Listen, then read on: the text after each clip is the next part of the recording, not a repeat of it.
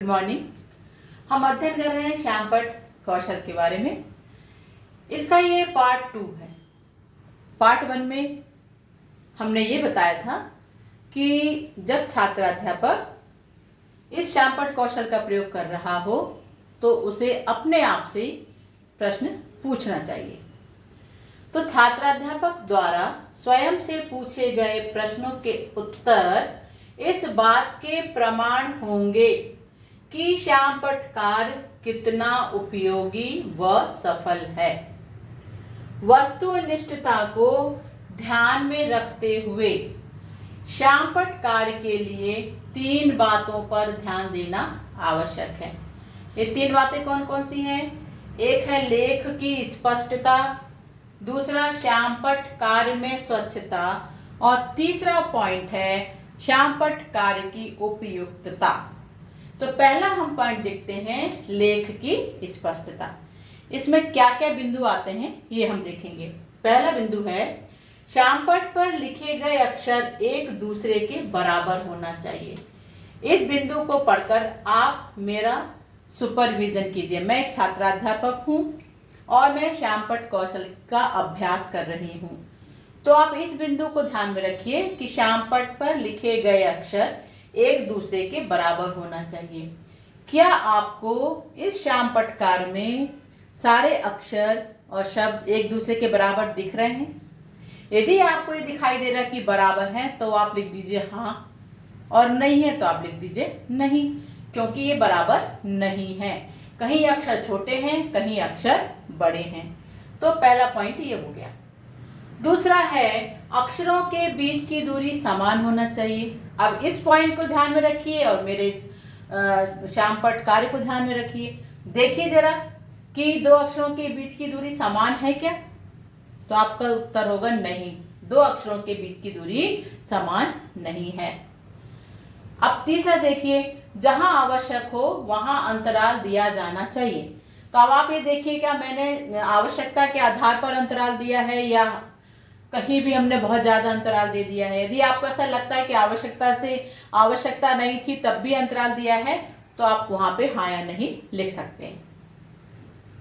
फिर चौथा है अक्षरों का झुकाव एक सा हो। अब ये पॉइंट देखिए, अक्षरों का झुकाव एक सा हो तो क्या झुकाव एक सा है? तो आप बोलेंगे नहीं। क्यों?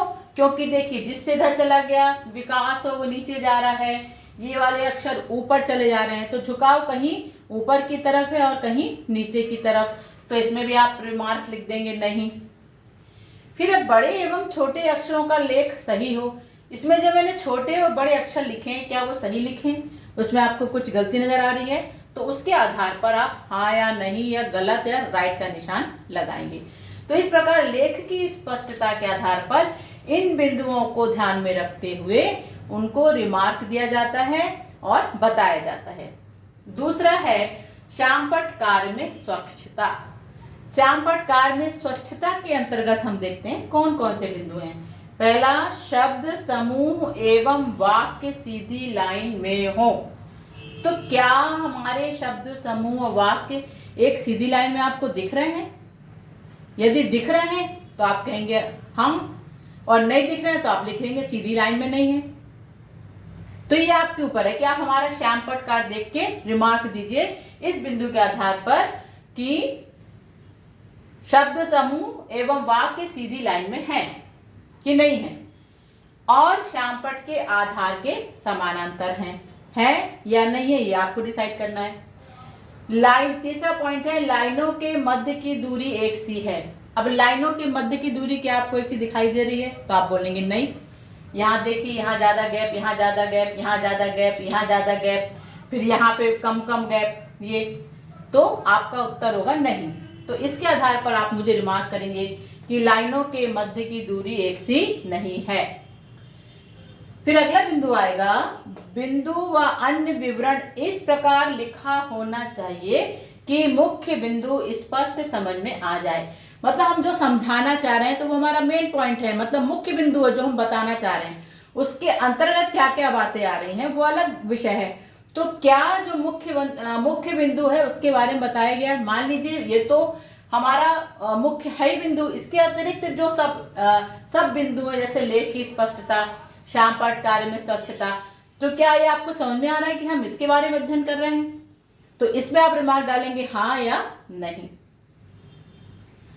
अब ये देखिए, शब्दों या वाक्यों की ओवर राइटिंग ना हो, तो इसमें ओवर राइटिंग आपको दिखाई दे रही होगी।